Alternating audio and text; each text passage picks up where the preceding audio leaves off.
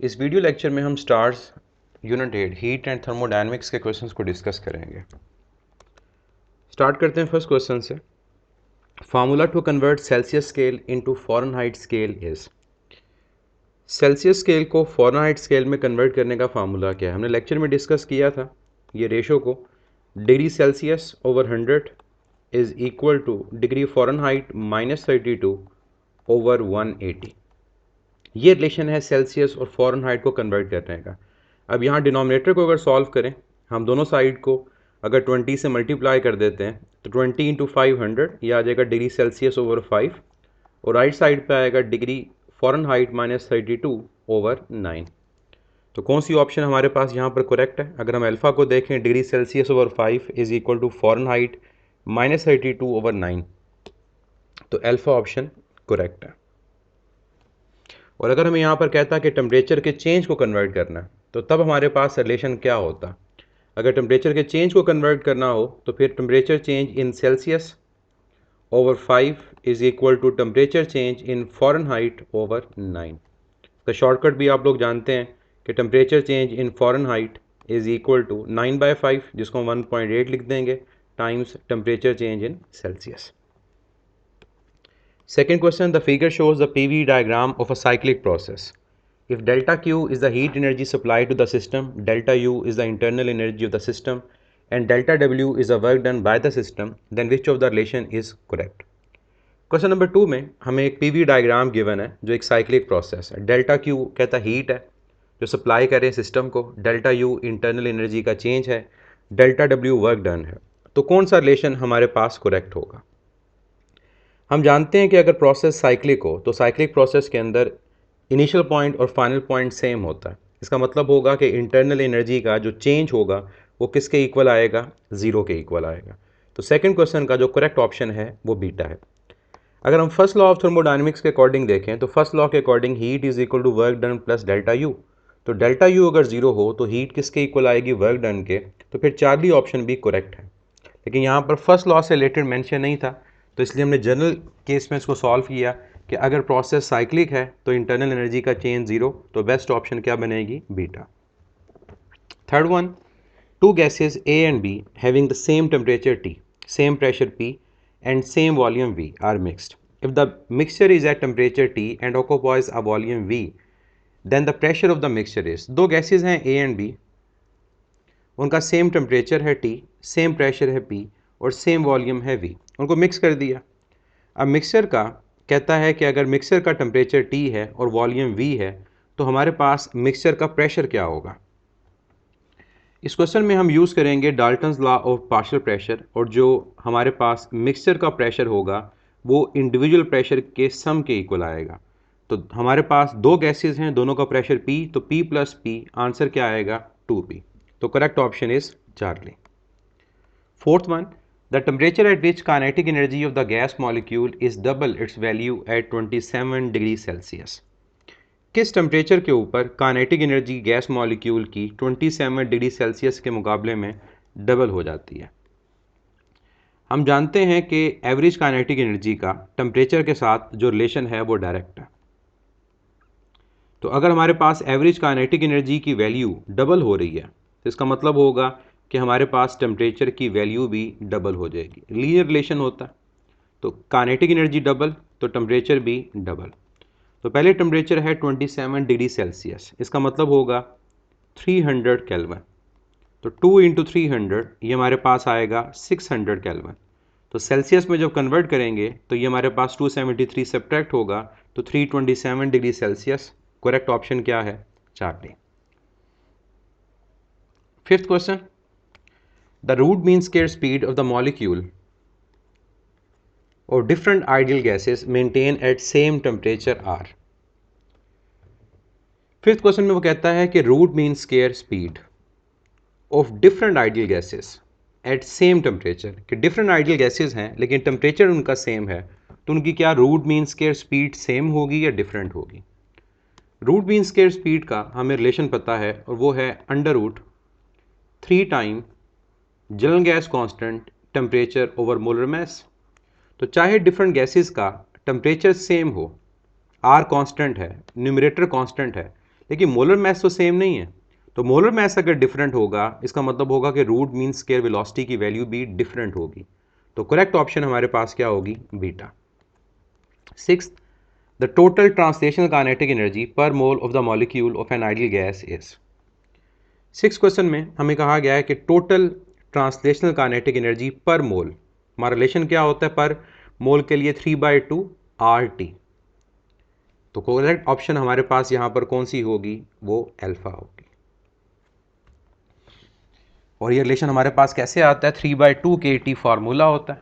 अगर हम n number of molecules की बात करेंगे तो रिलेशन हमारे पास आ जाएगा 3/2 KT। इसको किस तरह से अगर करना है, अगर आपको इन केस ये भूल जाता है तो टेम्परेचर का जो हमारे पास रिलेशन होता है वो है 2/3K into average kinetic energy. तो एवरेज काइनेटिक एनर्जी का रिलेशन हमारे पास आ जाएगा 3KT/2। n number of molecules के लिए क्या करेंगे? इसको n से मल्टीप्लाई कर देंगे। k किसके इक्वल होता है? k इक्वल हमारे पास होता है R/Na। अब यहाँ पर n/Na ये किसके इक्वल आ जाएगा? नंबर ऑफ मोल्स के। तो ये आएगा 3/2 nRT। तो n नंबर ऑफ मोल्स के लिए ये रिलेशन है। तो अगर हमें काइनेटिक एनर्जी पर मोल रिक्वायर्ड है तो ये n डिवाइड हो जाएगा काइनेटिक एनर्जी से। तो काइनेटिक एनर्जी पर मोल किसके इक्वल आ जाएगा? 3/2 R/T। इस वजह से correct option alpha. Seventh, a system is taken from state A to B through 3 different paths 1, 2 and 3. The work done is maximum in। हमारे पास state A to B 3 different path से गए। Path कौन कौन सा है? 1, 2 और 3। तो पूछा ये गया कि वर्क डन मैक्सिमम कहाँ पर होगा।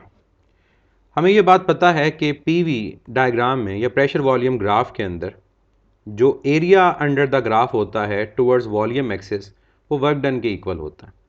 इसका मतलब ये हुआ कि जिस पाथ के नीचे एरिया ज़्यादा होगा वहाँ वर्क डन मैक्सिमम होगा। अब ये पाथ नंबर 1 है, ये हमारे पास पाथ नंबर 2 है और ये हमारे पास पाथ नंबर 3 है। तो देख सकते हैं कि सबसे ज़्यादा जो एरिया है वो 1 के नीचे है, फिर 2 और फिर 3। तो वर्क डन मैक्सिमम कहाँ पर होगा? प्रोसेस नंबर 1 में। If the pressure of the gas in a container is doubled, the root mean square speed of the molecule of the gas will become। 8th में कहता है कि गैस का pressure अगर डबल हो जाए तो root mean square speed molecules की क्या हो जाएगी? रूट मीन स्क्वायर स्पीड का और प्रेशर का रिलेशन क्या होता है? रूट मीन स्क्वायर स्पीड का प्रेशर के साथ रिलेशन डायरेक्ट है लेकिन अंडर रूट के साथ। इसका मतलब ये हुआ कि अगर हमारे पास प्रेशर डबल होगा तो रूट मीन स्क्वायर स्पीड की वैल्यू अंडर रूट 2 टाइम्स हो जाएगी। तो 8th का करेक्ट आंसर क्या होगा? Charlie. 9th question, the average velocity of the molecule in a gas in equilibrium. अगर गैस हमारे पास इक्विलिब्रियम के अंदर है इसका मतलब जितने मॉलिक्यूल की वेलोसिटी पॉजिटिव उतनी नेगेटिव। तो एवरेज वेलोसिटी इक्विलिब्रियम के केस में हमारे पास क्या होएगी? 0। तो answer is delta. 10th question, in an ideal gas the molecule have. जब गैस आइडियल होती है तो मॉलिक्यूल्स की सिर्फ ट्रांसलेशनल काइनेटिक एनर्जी होती है। तो 10th का जो करेक्ट आंसर होगा वो अल्फा होगा। Next question, question number 11, eight constant temperature if density of gas is doubled it's pressure will become. 11th question में कहता है कि हमारे पास कांस्टेंट टेम्परेचर पे अगर डेंसिटी डबल हो जाए तो प्रेशर पे क्या फ़र्क पड़ेगा। देखिए अगर हमारे पास टेम्परेचर कांस्टेंट है तो ये है isothermal process means boys law. तो प्रेशर का वॉल्यूम से जो रिलेशन होगा इन्वर्स होगा और वॉल्यूम का डेंसिटी से इन्वर्स होता है। मींस प्रेशर और डेंसिटी का रिलेशन क्या हो गया? डायरेक्ट। तो अगर हमारे पास डेंसिटी डबल होगी वॉल्यूम हाफ होगा, प्रेशर डबल हो जाएगा। तो करेक्ट ऑप्शन हमारे पास क्या होगी? 11th की beta. Next question number 12, if the molecule with momentum mv strike a wall and rebound then the change in momentum will be। ये हमने लेक्चर में भी डिस्कस किया था। कहता है कि अगर मॉलिक्यूल का मोमेंटम mv है और वो स्ट्राइक करता है वॉल को और रीबाउंड करता है तो चेंज इन मोमेंटम क्या होगा? हम जानते हैं कि कोलिजन इलास्टिक होता है। अगर कोलिजन इलास्टिक है तो इनिशियल मोमेंटम अगर mv होगा तो फाइनल मोमेंटम भी mv होगा, लेकिन रीबाउंड करेगा डायरेक्शन ऑपोजिट तो साइन क्या आएगा? नेगेटिव। तो change in momentum means final minus initial तो फाइनल है -mv, इनिशियल है mv, आंसर होगा -2mv। Correct option is alpha. Question number 13, a cubical box of edge length L contains n total number of molecule each of mass m, then the factor mn over L cube gives the। एक cubical box है जिसकी हर side की length L, उसमें n total molecule हैं, हर एक का mess m है, तो ये factor mn over L cube क्या रिप्रेजेंट करेगा? इस फैक्टर को अगर हम देखें तो हमारे पास ये फैक्टर किसको रिप्रेजेंट कर रहा है? डेंसिटी को, क्योंकि डेंसिटी होती है मैस बाय वॉल्यूम। अगर n नंबर ऑफ मॉलिक्यूल्स हैं nm, और अगर क्यूबिकल है बॉक्स तो L क्यूब, तो ये क्या है? ये बेसिकली डेंसिटी है। तो यहाँ पर हमारे पास कौन सी ऑप्शन करेक्ट होगी? अल्फा कहता है mass of molecule per unit volume, incorrect है। बीटा कहता है mass of gas per unit volume, ये करेक्ट है। Next question,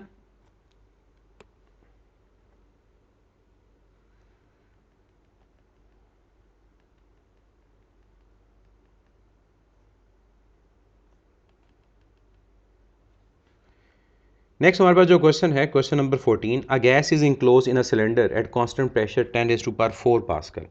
If piston have area 0.1 meter square, moves a distance of 10 centimeter, the work done by the gas is। Pressure हमें given है constant 10⁴ pascal, piston का जो area है 0.1 metre square है, move करता है 10 centimetre distance, work done by the gas find करना है। देखिए वर्क डन का रिलेशन हमारे पास होता है pressure into change in volume. अब पिस्टन का हमें एरिया गिवन है, तो पिस्टन का जो एरिया ए अगर हम मल्टीप्लाई कर देंगे उसकी डिस्प्लेसमेंट के साथ, तो ये हमारे पास आ जाएगा चेंज इन वॉल्यूम। तो मीन्स हम वॉल्यूम की जगह क्या पुट करेंगे? Area of piston into distance जो पिस्टन मूव हुआ। तो प्रेशर 10⁴, एरिया 0.1 मीन्स 10⁻⁻1, और डिस्टेंस है 10 सेंटीमीटर मीन्स 10⁻⁻²। अब सॉल्व जब हम इसको करते हैं तो हमारे पास क्या रिजल्ट आता है? 10⁴, और ये हमारे पास आ जाएगा 10⁻1, 10⁻5, और ये 10⁻⁻3, तो 5 में से 3 सेपरेट करेंगे, 10⁻⁻2 जूल हमारा आंसर होगा। सॉरी +2 जूल, क्योंकि 5 - 3 +2 जूल, और ये क्या है? 100 जूल। तो करेक्ट ऑप्शन यहाँ पर क्या है? Delta. 15th question, if CV denotes molar specific heat at constant volume, the heat required to increase the temperature of 2 mole of gas through 10 Kelvin is। 15 में कहता है CV molar specific heat at constant volume है, तो कितनी heat required है उसके temperature को increase करने के लिए? 10 केल्विन, और कितने मोल्स हैं? 2। अब हमें रिलेशन पता होना चाहिए। अब रिलेशन हमारे पास CV का और QV का क्या होता है? QV is equal to NCV delta T। तो नंबर ऑफ मोल्स कितने हैं? 2। टेम्परेचर कितना चेंज हो रहा है? 10 केल्विन, तो आंसर क्या आएगा? 20 CV। और यूनिट अगर नहीं गिवन तो यूनिट्स लिखेंगे, अगर गिवन होगा तो जूल या जो भी यूनिट हमारे पास हैं, कैलोरी है, BTU, उसमें आंसर आएगा। तो या यूनिट मेंशन नहीं है तो correct answer is simple 20 CV। 16, at what temperature volume of an ideal gas at 0 degree Celsius becomes triple. किस टेम्परेचर के ऊपर हमारे पास गैस का वॉल्यूम 0 के मुकाबले में ट्रिपल हो जाएगा, 3 टाइम्स हो जाएगा? अब कौन सा हमारे पास लॉ है? ये बेसिकली है चार्ल्स लॉ, और चार्ल्स लॉ के मुताबिक वॉल्यूम का टेम्परेचर से रिलेशन क्या है? डायरेक्ट। इसका मतलब ये हुआ कि हमारे पास अगर वॉल्यूम जो है वो 3 टाइम्स होगा तो टेम्परेचर भी इनिशियल के 3 टाइम्स हो जाएगा। तो फाइनल टेम्परेचर 3 टाइम्स है, इनिशियल टेम्परेचर कितना है? 0 सेल्सियस मीन्स 273 केल्विन। तो उसको मल्टीप्लाई जब हम करेंगे 273 को 3 से, तो हमारा जो आंसर आएगा वो केल्विन में आएगा, और ये कितना होगा? ये अप्रॉक्सीमेट हमारे पास आंसर जो आएगा वो 819 केल्विन आएगा। अब ऑप्शन सेल्सियस में है, तो 819 में से 273 हम सेपरेट कर देंगे, तो ये आंसर होगा 546 डिग्री सेल्सियस, और 546 कौन सी ऑप्शन है? Alpha. 17th question,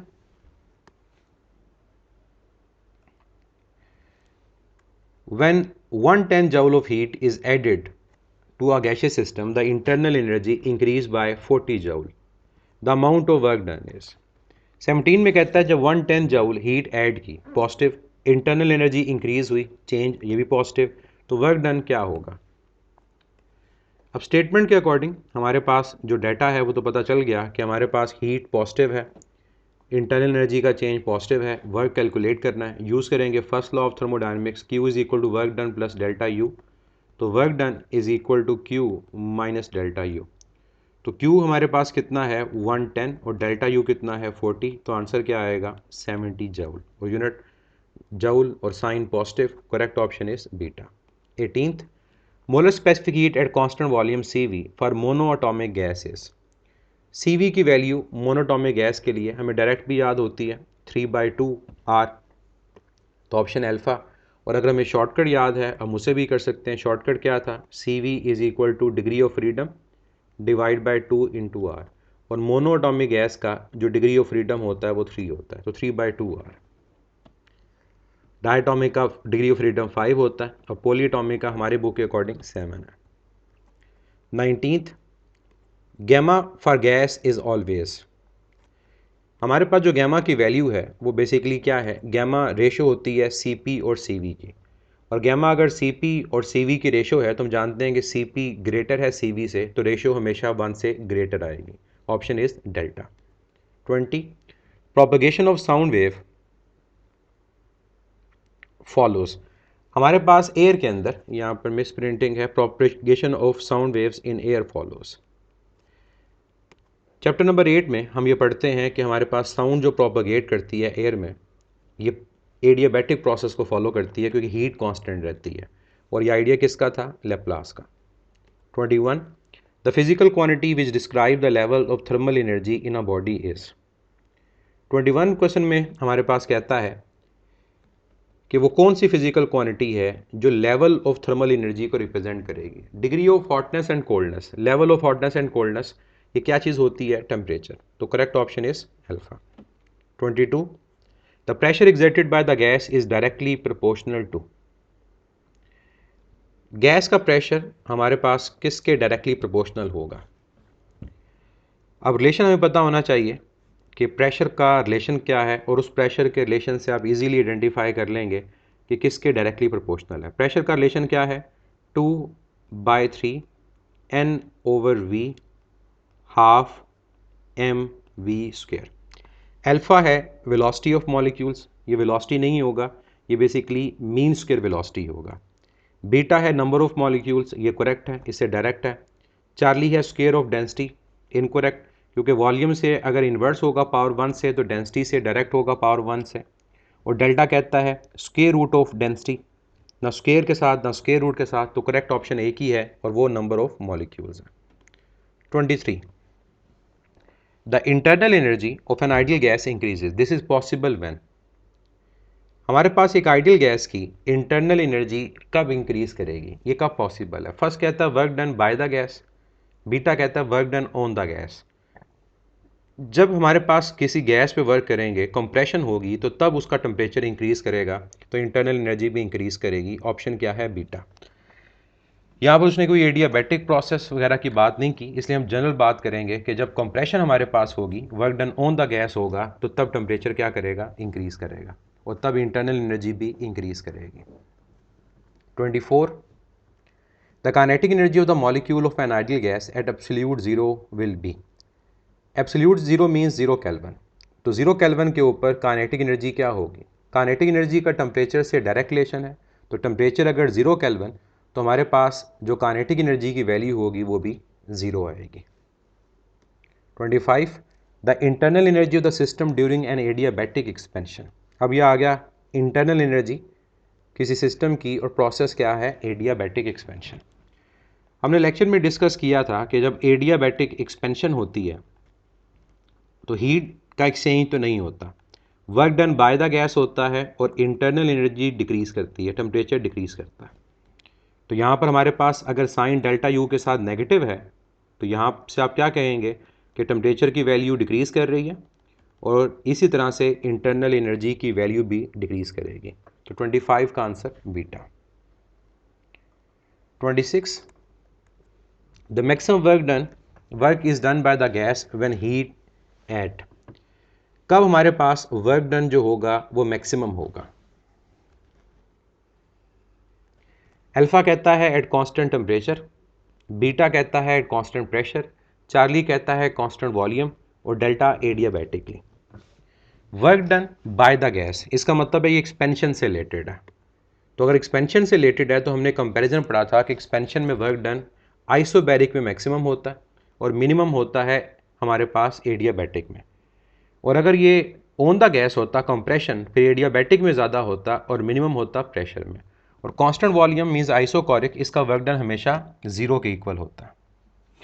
27 eight constant volume the graph between pressure and temperature is, constant volume means pressure law, और जब वॉल्यूम कांस्टेंट होता है प्रेशर और टेम्परेचर में रिलेशन डायरेक्ट है और लीनियर है तो ग्राफ क्या होगा, स्ट्रेट लाइन। तो 27 का जो करेक्ट आंसर है वो चार्ली। और ग्राफ स्ट्रेट लाइन कैसा होगा ये भी याद रखिएगा, पैरेलल टू एक्स एक्सिस नहीं होगा बल्कि इंक्लाइंड होगा। तो प्रेशर और टेम्परेचर अगर वॉल्यूम कांस्टेंट है, इसको गाय-लुसिक्स लॉ भी बोलते हैं, प्रेशर लॉ भी बोलते हैं, और ग्राफ स्ट्रेट लाइन होगा। 28 if R is a molar gas constant then CV can be written as, अगर R मोलर गैस कांस्टेंट है तो CV को किस तरह से लिखा जा सकता है, ये सिंबल गैमा है।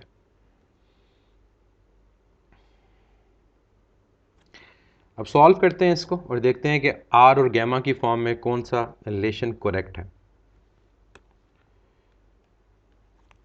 फार्मूला हमारे पास है CP minus CV is equal to R।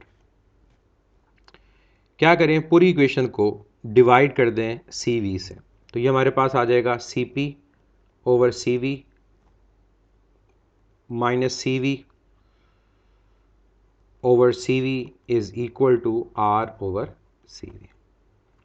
CV से कैंसिल हो गया, ये 1 आ गया, CP over CV gamma, cross multiply कर दें, जब क्रॉस मल्टीप्लाई करेंगे तो CV is equal to R over gamma minus 1। तो कौन सी ऑप्शन है हमारे पास, ये Charlie. 29 at constant temperature the product of pressure and volume of the gas is equal to, constant temperature पे हमारे पास प्रेशर और वॉल्यूम का प्रोडक्ट nRT होता है और वो क्या होगा, गैस की एनर्जी। तो करेक्ट ऑप्शन क्या है हमारे पास, चार्ली, क्योंकि डेल्टा यू इंटरनल एनर्जी का चेंज nR डेल्टा टी होता है। तो अगर हम nRT की बात करेंगे तो वो इंटरनल एनर्जी होगी। तो answer is Charlie. 30 the absolute temperature of the triple point of water, triple point of water ऐसा पॉइंट होता है जहाँ वाटर की तीनों स्टेट एग्जिस्ट करती हैं, सॉलिड, लिक्विड एंड गैस, और ये टेम्परेचर कितना होता है, 273.16 केल्विन, 0.01 डिग्री सेल्सियस। तो correct option is beta. 31 the first law of thermodynamics can be stated in a form delta U is equal to Q minus work done. Which of the quantities delta U, Q and W are necessarily zero when a system is an ideal gas that undergoes a change at constant temperature? First law of thermodynamics की mathematical form given है और कहता है constant temperature पे इन तीनों में से कौन सा फैक्टर जीरो होगा। जब टेम्परेचर कांस्टेंट होता है, इंटरनल एनर्जी कांस्टेंट होती है, तो इंटरनल एनर्जी का चेंज जीरो। तो आंसर क्या होगा 31 का alpha. 32 internal energy is a function of state because change in internal energy, internal energy state function होता है, क्यों, क्योंकि change in internal energy path पे डिपेंड नहीं करता। तो does not depend on path, answer क्या होगा 32 का अल्फा। और किस पे डिपेंड करता है, सिर्फ इनिशियल और फाइनल स्टेट के ऊपर। 33 a jar has a mixture of hydrogen and oxygen gases in the ratio 1:5। The ratio of the mean kinetic energy of hydrogen and oxygen molecule is. अब यहाँ पर 33 में मेंशन होना चाहिए टेम्परेचर, कि अगर हमारे पास एक जार है, मिक्सचर हाइड्रोजन और ऑक्सीजन है, क्वांटिटी चाहे 1:5 है, टेम्परेचर गिवन होगा, तभी हम फाइंड कर सकेंगे कि मीन काइनेटिक एनर्जी हमारे पास किस रेशो में आएगी। उसकी वजह बड़ी सिंपल सी है कि जो मीन काइनेटिक एनर्जी, अगर उसके हम फार्मूला को देखते हैं 3kT/2, तो उसकी डिपेंडेंस टेम्परेचर पर है। तो जब तक हमें टेम्परेचर नहीं पता होगा हम रेशो कैलकुलेट नहीं कर सकते। तो यहाँ जो मेरा आइडिया है वो ये है कि यहाँ पर टेम्परेचर गिवन है एट सेम टेम्परेचर। तो टेम्परेचर अगर सेम होगा तो ऑटोमेटिकली हम देख सकते हैं कि टेम्परेचर की वैल्यू अगर हमारे पास सेम है तो मीन काइनेटिक एनर्जी की रेशो 1:1। करेक्ट ऑप्शन हमारे पास क्या आएगी, delta. 34. Two cylinders both are at NTP, normal temperature pressure, each contain 1 mole of hydrogen and oxygen respectively. Which cylinder has higher number of molecules? दो cylinders हैं normal temperature pressure पे और दोनों के 1 मोल हैं, 1 mole of hydrogen and 1 mole of oxygen respectively. तो कहते हैं सिलेंडर में नंबर ऑफ मॉलिक्यूल किसके ज़्यादा होगा? अगर नंबर ऑफ मोल सेम है तो नंबर ऑफ मॉलिक्यूल्स भी सेम होंगे। आंसर क्या होगा? Delta. 35. For a gas obeying boys law if the pressure is doubled the volume becomes. Boys law के अकॉर्डिंग अगर हमारे पास प्रेशर डबल होगा तो वॉल्यूम क्या हो जाएगा? हाफ। तो correct option is beta. 36. Starting with the same initial conditions, an ideal gas expands from volume V1 to V2 in 3 different ways. The work done by the gas is W1 if the process is purely isothermal, W2 if purely isobaric, and W3 if purely adiabatic. Then 36 question में हमें वो comparison एक देता है expansion से related कि हमारे पास expansion हो रही है from volume V1 to V2 और 3 डिफरेंट प्रोसेस हैं। W1 जो है वो आइसोथर्मल है, W2 आइसोबैरिक है, W3 एडियाबैटिक। तो इन तीनों का रिलेशन क्या होगा?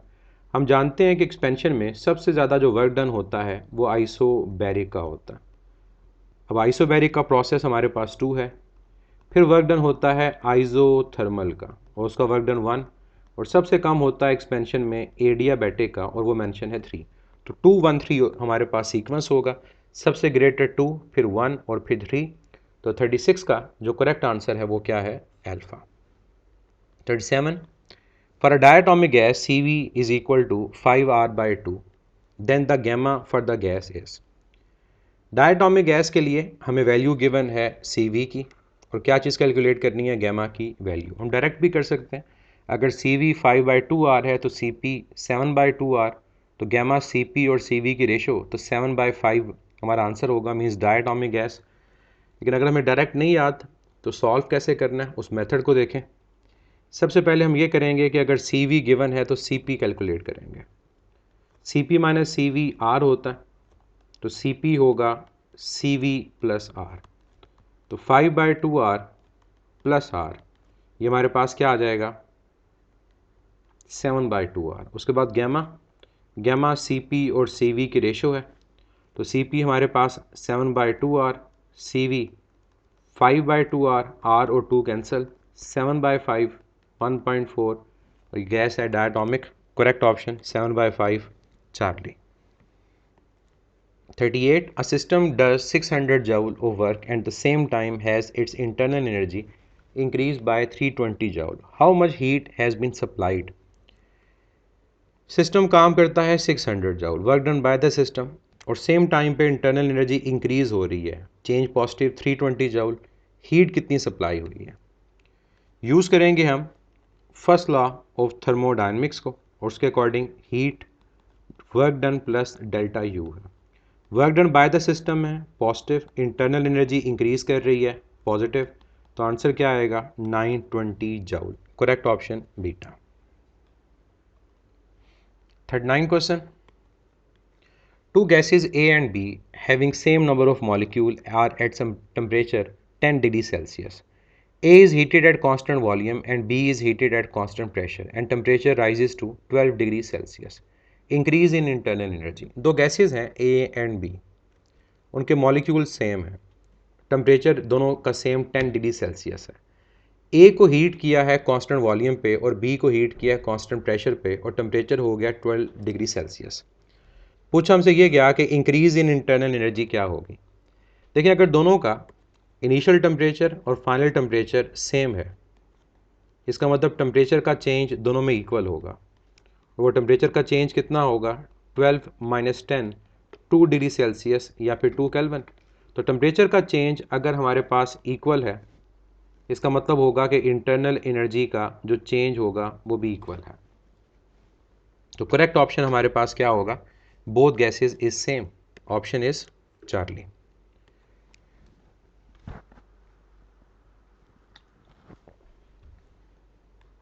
Question number 40। During adiabatic expansion, the change in internal energy of 2 mole of gas is 100 joule. The work done during this expansion is 40 question में कहता है कि adiabatic expansion हो रही है, इंटरनल एनर्जी का चेंज 2 मोल ऑफ गैस के लिए 100 जूल है। तो वर्क डन ड्यूरिंग एक्सपेंशन क्या होगी? ये पहले भी हम क्वेश्चन कर चुके हैं। हमारे पास अगर प्रोसेस है एडियाबैटिक एक्सपेंशन का, तो एडियाबैटिक एक्सपेंशन में work done by the gas होता है और इंटरनल एनर्जी डिक्रीज करती है। ये formula work done positive, delta U negative. तो यहाँ पर डेल्टा यू की जो वैल्यू हमारे पास है वो कितनी गिवन है? कहता है change in internal energy is 100 joule. तो हम यहाँ पर एक चीज़ याद रखेंगे कि हमें पता है कि हमारे पास इंटरनल एनर्जी एक्सपेंशन में डिक्रीज़ करती है, तो यहाँ पर साइन हम नेगेटिव लेंगे, तभी हमारा जो वर्क डन क्या आएगा वो पॉजिटिव आएगा। तो आंसर क्या आएगा? Positive 100 joule. तो करेक्ट ऑप्शन हमारे पास यहाँ पर क्या है? Delta. Next question number 41, the average translational kinetic energy of molecule in a gas at temperature 27 degree Celsius. Average translational kinetic energy calculate करनी है। टेम्परेचर हमें गिवन है 27 डिग्री सेल्सियस। पास्ट पेपर में भी ऐसा क्वेश्चन आ चुका है। अब सोल्यूशन देखें कैसे करना है। एवरेज ट्रांसलेशनल काइनेटिक एनर्जी का फार्मूला 3 टाइम्स KT/2। अब वैल्यू पुट कर दें। K बोल्ट्जमैन कांस्टेंट 1.38 10⁻⁻23 और टेम्परेचर कितना है? 27 सेल्सियस मीन्स 300 केल्विन। अब जो चीज़ कैंसिल आउट होती है उसको कैंसिल आउट करें। अब 2 अगर मैं सॉल्व करता हूँ तो मेरे पास ये आ जाएगा 150। 1.38 को सॉल्व करने के लिए मैं 1.4 ले लेता हूँ और साथ मेरे पास मल्टीप्लाई क्या हो रहा है? 150। 150 अगर मैं लिखना चाहूँ उसको लिख सकता हूँ 1.5 और साथ 10⁻², और -23, ये 10⁻⁻21 हो जाएगा। नेक्स्ट चीज़, अब मेरे पास क्या है सॉल्व करने के लिए? 3 और 1.5। 15 × 3 45 होता है, तो 1.5 इंटू 3 4.5, तो 4.5 इंटू 1.4 इंटू 10⁻⁻21। अब 4.5 को आपने 1.4 से मल्टीप्लाई करना है। अब 45 को पहले 14 से मल्टीप्लाई कर लें और फिर डेसिमल को मूव करवा दें, तो 4.5 इंटू 1.4 ये हमारे पास होगा 6.3। तो ये आंसर आ गया 6.3 10⁻⁻21 और यूनिट क्या होगा? जूल। तो कौन सी ऑप्शन यहाँ पर करेक्ट है? 41 की Charlie. 42, the work done in a adiabatic change in a particular gas depends upon. अभी हमने ऊपर क्वेश्चन किया कि एडियाबैटिक प्रोसेस में जो वर्क डन होता है वो इंटरनल एनर्जी के चेंज के इक्वल आता है, और इंटरनल एनर्जी के चेंज का मतलब होगा टेम्परेचर का चेंज। तो ऑप्शन क्या है? Beta. 43, the ratio of rise in temperature of the gas when compress adiabatically to that when compress isothermally to same extent. कहते हैं ratio of rise in temperature of the gas when compress adiabatically to that when compressed isothermally to the same extent. Yes. 43 question में हमें ratio calculate करनी है। किसकी ratio है? Temperature के change की। किसके लिए? ऊपर है प्रोसेस कंप्रेस्ड एडियाबैटिकली और नीचे है टेम्परेचर का चेंज कंप्रेस आइसोथर्मली। देखिए हम ये जानते हैं कि टेम्परेचर हमारे पास एडियाबैटिक प्रोसेस में जो टेम्परेचर होगा वो क्या करता है? इंक्रीज करता है। लेकिन हमें ये पता है कि आइसोथर्मल प्रोसेस के अंदर जो टेम्परेचर का चेंज है वो तो होता ही नहीं है। इसका मतलब हमारे पास जो नीचे आएगा टेम्परेचर का चेंज वो क्या आएगा? ज़ीरो। तो यहाँ पर हम देखेंगे कोई भी चीज़ ज़ीरो से डिवाइड हो तो आंसर क्या आएगा? इन्फिनिटी। तो इसका आंसर होगा मोर देन 1। तो ऑप्शन क्या हमारे पास? Alpha. 44, calculate the net work done by the gas in the cyclic process. Cyclic process given है, नेट वर्क डन हमें कैलकुलेट करना है। साइक्लिक प्रोसेस में एरिया ऑफ द ग्राफ हमारे पास वर्क डन के इक्वल होता है, तो अगर हम एरिया कैलकुलेट कर लेंगे हमारा वर्क कैलकुलेट हो जाएगा। और ये ट्राइंगल है, ये ट्राइंगल की बेस 200 से 450 ये होगी 250। ये ट्राइंगल की हाइट है 120 से 200, ये क्या होगी? 80। तो यहाँ वर्क कैलकुलेट करना है half time base into height. तो बेस हमारे पास है 250, हाइट हमारे पास क्या है? 80, ये आ जाएगा 40। तो 25 इंटू 4 100 होता है, साथ कितने ज़ीरो हैं 2,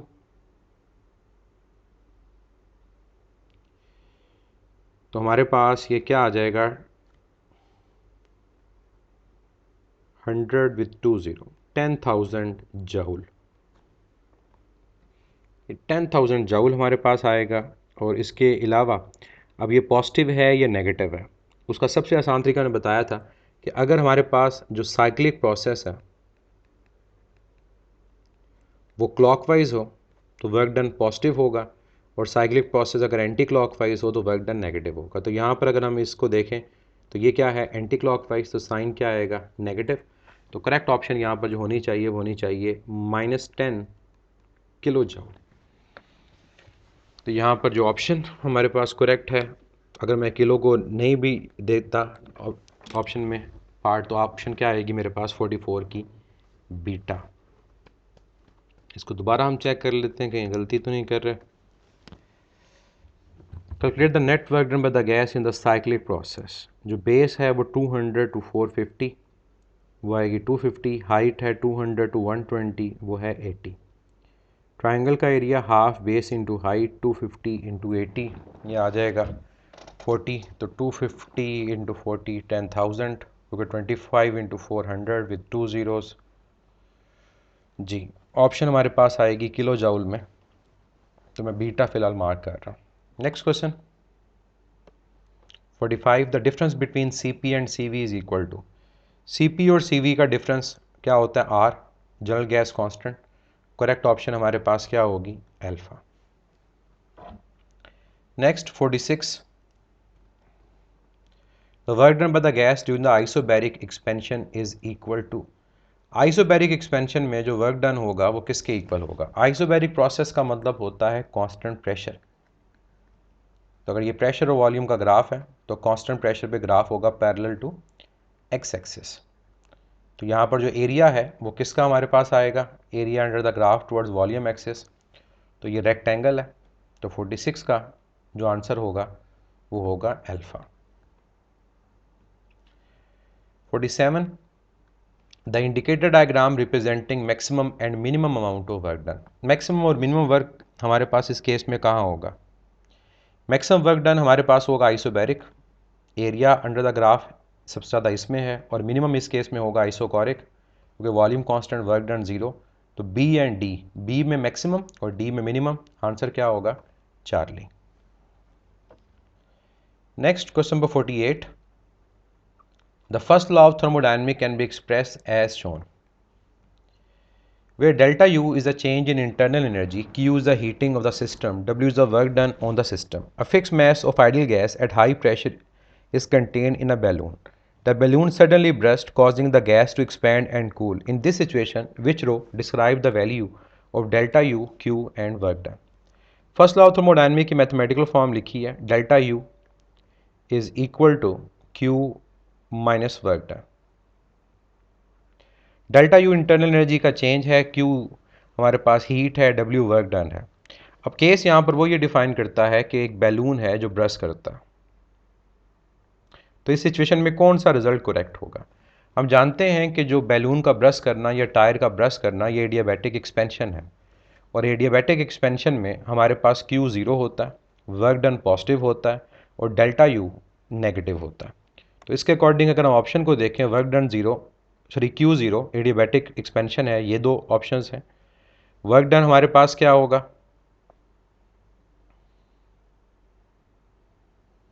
वर्क डन हमारे पास होगा इस केस में पॉजिटिव, वो ये ऑप्शन है, और जो इंटरनल एनर्जी है वो नेगेटिव, वो ये ऑप्शन है। तो मेरा जहाँ तक ख्याल है कि यहाँ पर गलती है,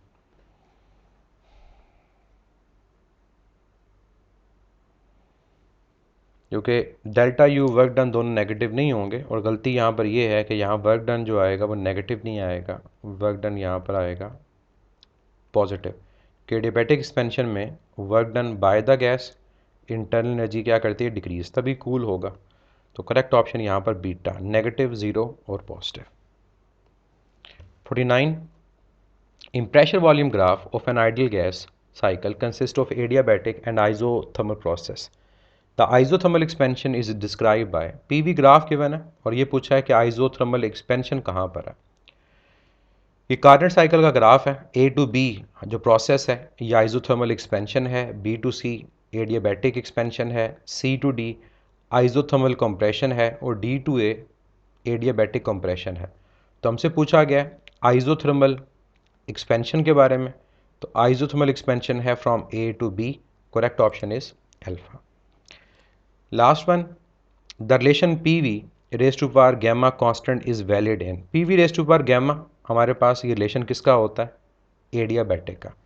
अगर गैमा की जगह पी वी सिर्फ पावर 1 होता फिर आइजोथर्मल था, लेकिन गैमा है तो आंसर क्या होगा, adiabatic process, correct option is beta.